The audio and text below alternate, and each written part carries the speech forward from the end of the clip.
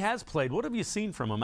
We looked at the numbers. He only has one rushing touchdown this year. What have you seen from him playing quarterback? I'm sorry, two of them in the one game. But what have you seen from him playing quarterback?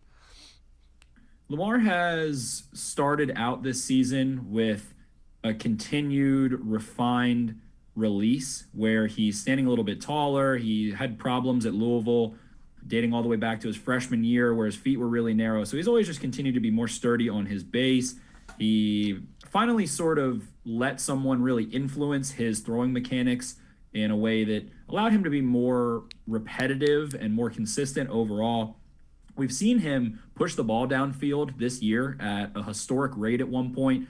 For the first 2 months of the season, he was averaging average depth of target or air yards of about 12 per throw, which would have been the highest in the NFL at one point, all the way up to 18 through 3 games. So he was really pushing the ball downfield. We've seen him hesitate to get the ball out underneath. That always seems to be a common denominator, especially when he doesn't trust his offensive line or his protection, which feels like it's been a little bit better than it's given credit for this year. We've seen him leave some empty pockets, get a little bit frantic a little bit early, and a lot of trouble, obviously, that Miami Dolphins game with pressure in his face, and he tries to throw around the pressure instead of over top of the pressure, which was something interesting that we saw Tyler Huntley do pretty well against the Bears. While Huntley wasn't incredible, when there was free rushers, Huntley stood tall and threw over top of them with a tall platform, tall base, and high release point. So something Lamar could take away there. But overall, he's been really dynamic. He's led the Ravens to magnificent comebacks. They have come back in